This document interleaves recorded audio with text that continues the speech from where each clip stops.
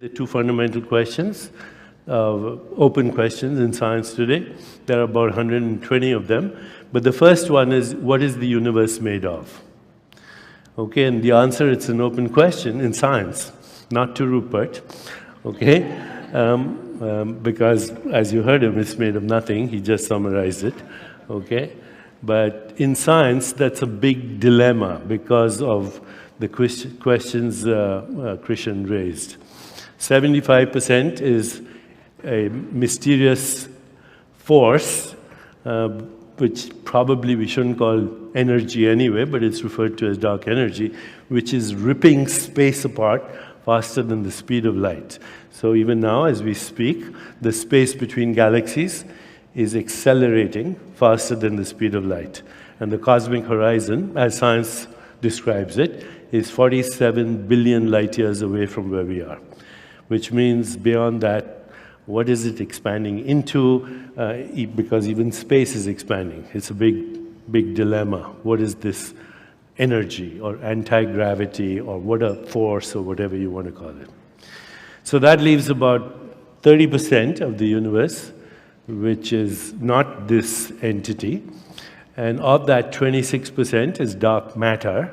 And it's also invisible because it's not made of atoms. It doesn't reflect light, absorb light, emit light.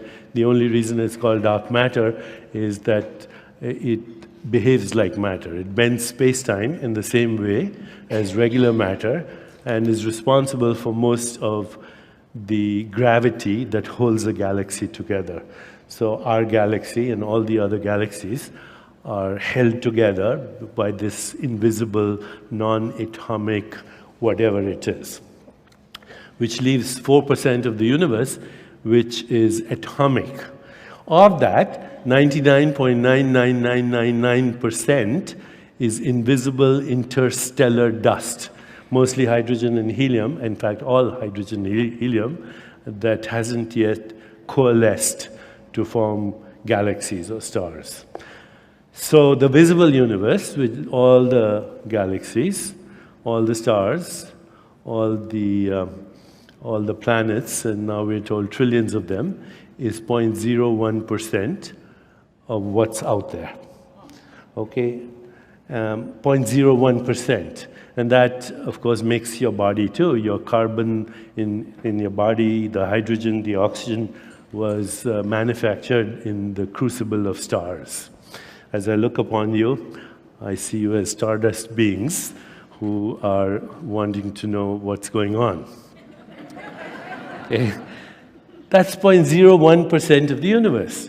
But that atomic visible universe, as you know, if you were in previous sessions, is made up of atoms, which are also particles. And particles have this schizophrenic nature that when they're being observed or when they're interacting with other particles, they remain particles, but if you're not looking, or if they're not in relationship with other particles, then they disappear into waves, and those waves, unlike particles, have no units of mass and energy. They're just possibilities. And when you ask scientists, where are those possibilities, they say some mathematical space. Where is that? It's a mathematical space. Where is that? Shut up and calculate. So it's true. The universe is made out of invisible nothingness.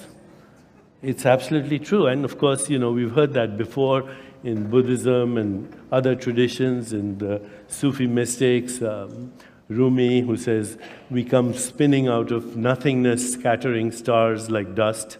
Look at these worlds, spinning out of nothingness. This is you. It's been said before, and of course one of the popular books right now is written by an atheist, Lawrence Krauss, who says the book is called The Universe from Nothing. And it's a very popular book. It's been on the New York Times, and it's actually a nihilistic view of the universe. So question number one, what's the universe made of? We don't know in science. Okay, the second question in science is, what's the biological basis of consciousness? And as you know, it's called the hard problem, okay, which says the very question implies that consciousness is a product of biology. Okay, the question. So why it's called the hard problem is when I look at this, what's going to my eyes is a colorless photon. It has no dimensions. It has no color. It doesn't weigh anything. It goes to my eyes. It goes to my retina. And then it goes to my brain where there's electrochemistry. And I suddenly see these flowers. I see a three-dimensional universe. And it seems to be evolving in time. So how do photons going inside my brain create this experience that we're all having right now? That's the essence of the hard problem. We do not have an explanation for perceptual experience. And I'm giving you, sight, but we don't have an experience of any explanation for any experience of any of the five senses. We don't have an explanation. We also don't have an explanation for mental experience, thoughts, feelings, emotions, desires, memories. Where are they? And where is the person who's having the experience? So, because I have a biological background and I work with neuroscientists and we're doing some extraordinary work right now, which I'll show you with a lot of colleagues, I kind of like to ask my scientist colleagues where experience is happening and who's having the experience. Okay, so what's the most common word we use in our language, any language? I. So where is the I that is the center of all experience? Where is the I there that is having the experience of this body-mind that is called Deepak and this screen and this room? When I ask my neuroscientist friends, depending on their bias, they point to their eyes. And I remind them that, your eyes are receiving photons. Your eyes are 9 centimeters apart. By the time light gets into your retina, it is upside down because of the lens. Your retina is curved.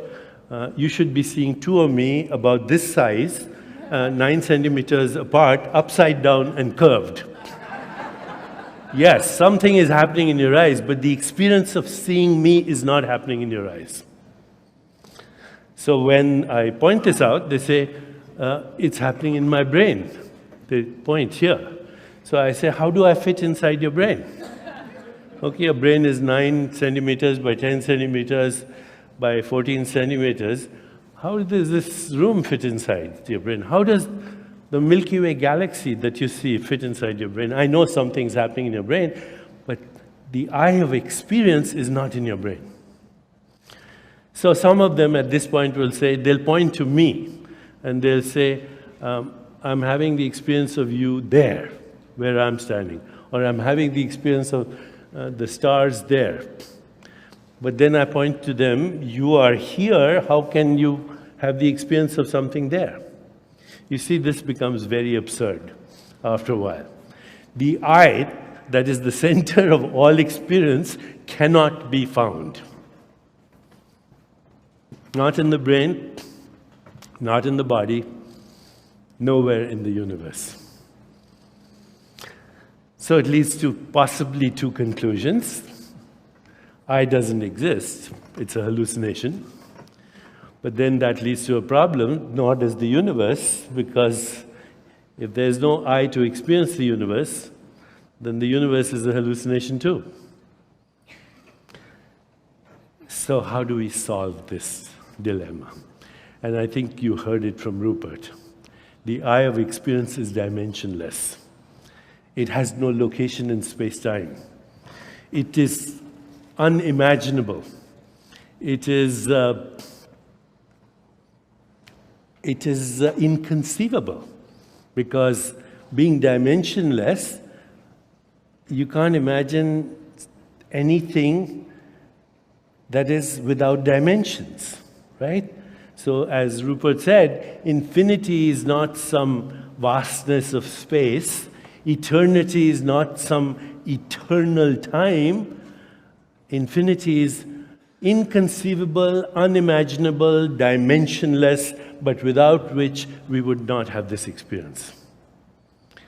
Okay, so in the next few minutes, I'm going to track the history of scientific thought to lead you to the conclusion that you already heard from Rupert.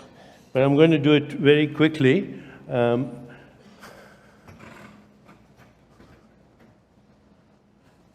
Deepak? Yeah? Your slides are on your computer? This is the one about you. No, the human universe. Okay, it's up now. Okay. So I'll quickly go through the history of thought. When we look at the universe, the way people have thought about it. So I'm going to go back a little bit. This is, of course, the universe of the Bible, right? God created the universe and basically is the source and origin of life and mind.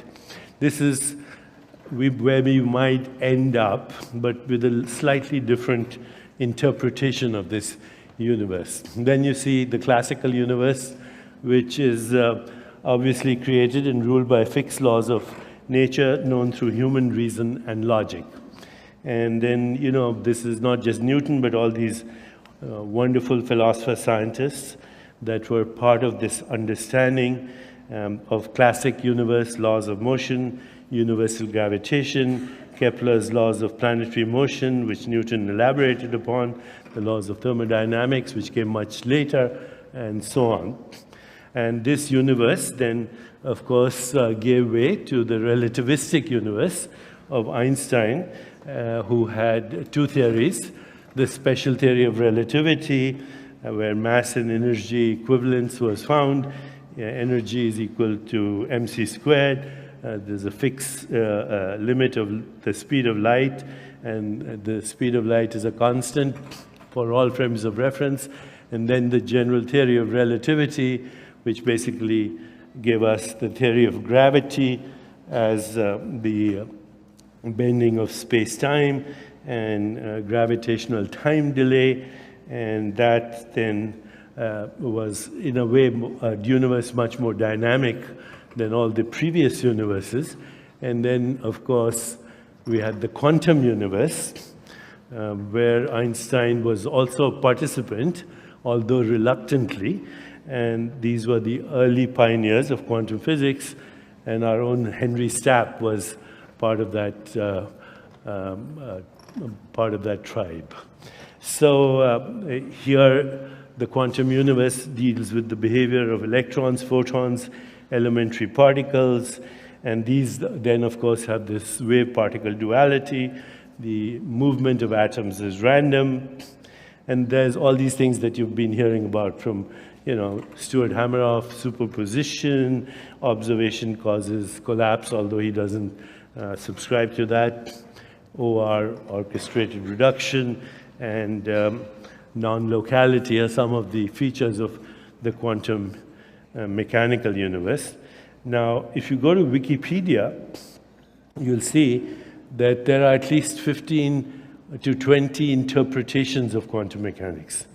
So interpretations are sets of statements which attempt to explain quantum mechanics beyond the recipes it gives for calculations. And this is what people discuss. So this is Wikipedia page on the interpretation of quantum mechanics. Okay? I'm not going to spend time going over this, but it should give you some clue that nobody knows what's going on. Okay? All we know is the math works. What does it mean? No one knows. Okay, so then earlier this morning we heard Henry Stapp talk about the Copenhagen interpretation, which says that until a measurement is made, there's no particle. There are only possibilities. And until recently, this has been the most popular interpretation. But now there are all these other guessing games that have come up. Superstrings and many worlds and multiverse and M theory and eternal inflation, which, by the way, is the most popular right now, described by Andre Linde. Basically, it's a very difficult mathematical concept, but he gives the metaphor that imagine there is a cosmic casino. And in that casino, there are an infinity of slot machines. And they're throwing up coins every moment of time, all infinity of them. And if the coin comes back heads up, it doubles in size. If it comes back tails, then it halves in size. And if you have a situation where there's an infinity of tails, almost, then it keeps halving in size till it gets to Planck scale, and then it escapes through a hole in the cosmic casino and spins off into a universe. Talk about being bizarre, okay?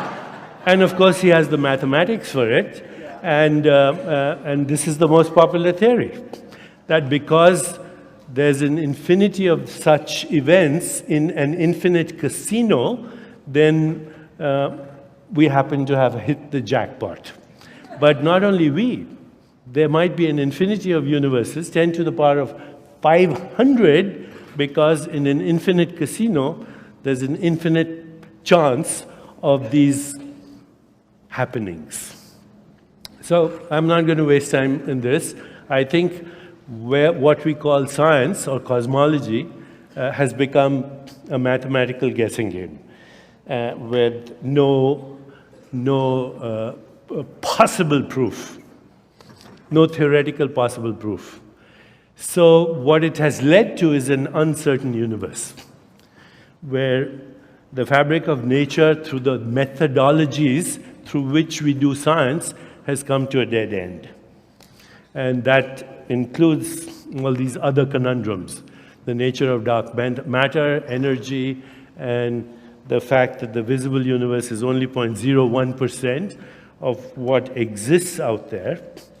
And so other people, including Menas Kafatos and Amit Goswami, have started to talk about the conscious universe, that random events are not enough to explain the laws of nature, which are very fine-tuned, often referred to as the weak and strong anthropic principle, and the fact that, based on the undeniable fact that we can only know these laws through consciousness, the only universe you and I can talk legitimately about is the human universe, which is rooted in consciousness, because we are viewing not the real universe based on limitations on the brain, but the universe that we experience and know in consciousness as the modified modulations of consciousness or the excited states of consciousness. So when Rupert came and spoke, I think he defined consciousness as that in which experience occurs, in that in which experience is known, and that which makes for the experience of the material world, that the material world is in fact made out of consciousness. The universe is made out of consciousness, is experienced in consciousness, and is known in consciousness. So this would be the new formula then. U is equal to C, right? The universe is consciousness. And of course, this goes back to the Vedanta, which says, Aham Brahmasmi, I am the universe. So before you go, after you go past the secret passages and the dark alleys and the ghost-filled attics of your conditioned separate mind, you find that you are the universe. Aham Brahmasmi. In fact, in Sanskrit, the word for consciousness is Brahman, and the word for universe is Brahmand. The universe as the activity of consciousness within consciousness, experienced and known by consciousness. Rupert said something very important. The universe is not a thing, it's an activity. Okay? So what's it, and this is the translation of the Sanskrit word, tattvamasi. That thou art. That is who you are. You are the universe. Okay, so you could be an atheist until you realize that you are God. In drag. Okay, that tattvamasi means that is who you are, that is who I am, that is what all this is. Okay? Okay, there is only consciousness, there is only God.